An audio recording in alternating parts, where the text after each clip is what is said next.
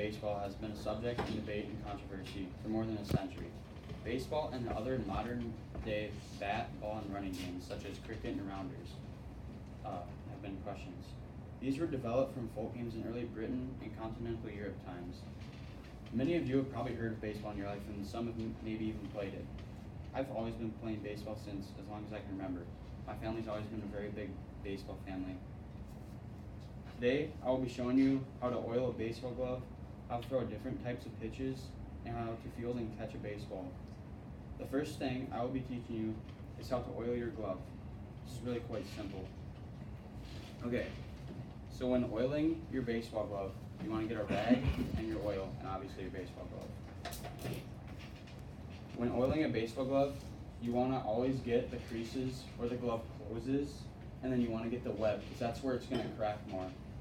All the spots that it cracks is where all the impact and stress of the ball when you catch it comes from.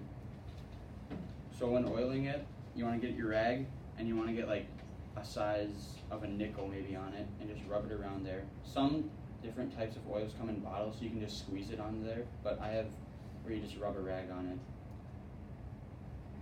So once you get the nickel size oil, you just want to, like I said, rub on those creases where you close your glove, because that's where it's going to crack and stuff from catching the ball. And you'll run out pretty quick with this stuff, so you just want to keep getting more, same in that nickel size again.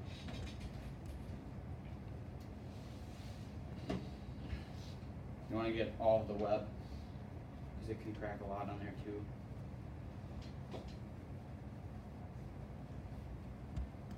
On the back side, right here, your hand typically sweats up here, but I have this so it really doesn't. So in some gloves, you want to get up all on right here, because it can crack just on these things right here.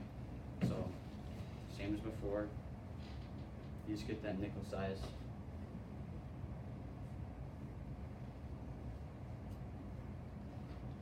And you just rub up and down.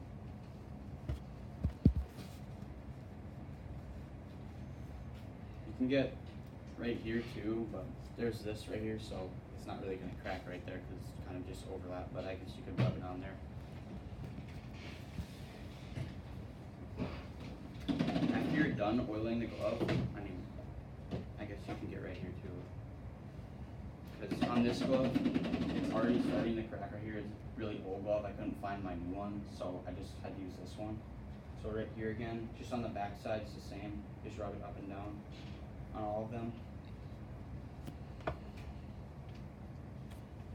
So after you're done oiling your glove, you kind of just want to let it sit out and kind of air out and let that oil sink in. You don't really want to play catch or anything with it until a couple hours after. All right. Next, I'll teach you guys how to field and catch a ball. All right, so here, Bennett. So when fielding a ball, you want to when the ball's coming towards you, you kind of want to get down like this with your knees bent.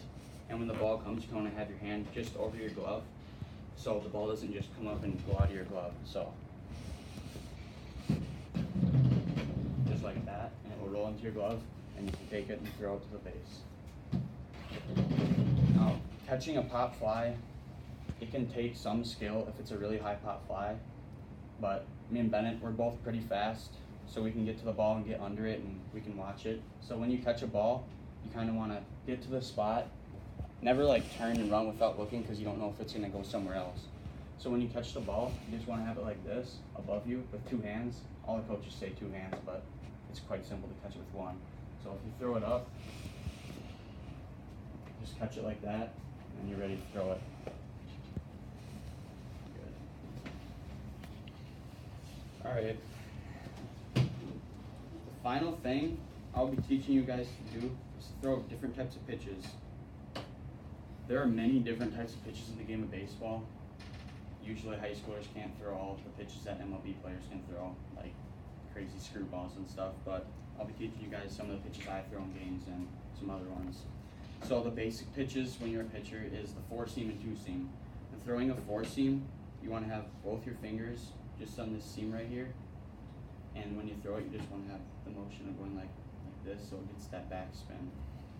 Next is a two seam. The two seam is just having both your fingers right on the curved seam right there. And when you throw it, you kind of just have that same motion. Two seam is like, it's kind of better because when you're throwing it, it kind of moves a little bit so it can confuse the batter. Next is a change up. There's two ways to throw this change up. One's called a circle change and one is just the regular change up. The regular change up is just like palming it and holding it all the way around and throwing it. It's a little slower, so if you throw like a couple fastballs, it'll kind of confuse the batter and it'll be slower, so look at their swing ahead.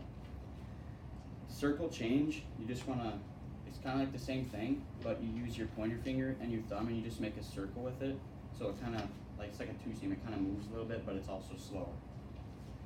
The knuckleball, you kind of just, I like to hold it like this on this seam right here. I just put my knuckles on it, and then I put my middle finger up and kind of just hold it in a little harder.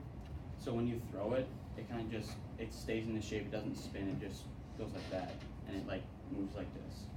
The next one is a curveball. This is probably my favorite because I'm probably the most effective with it since I'm a lefty. So when I throw a curveball, a lot of coaches like to say to throw it like this, where you put both fingers down here. I like to throw it where you have, it's kind of like the two seam, but you don't have both like this. You have both of them on this one. And when you throw it, you want to snap your wrist right at the end so it has downward motion. So when you throw it, it's going to be coming in and it's just going to snap down right at the end. Today, I hope you all learned something in the game of baseball. Maybe next time you watch a game of baseball, you can recognize some pitches or see the fundamentals that I taught you. People use them in the game. Thank you.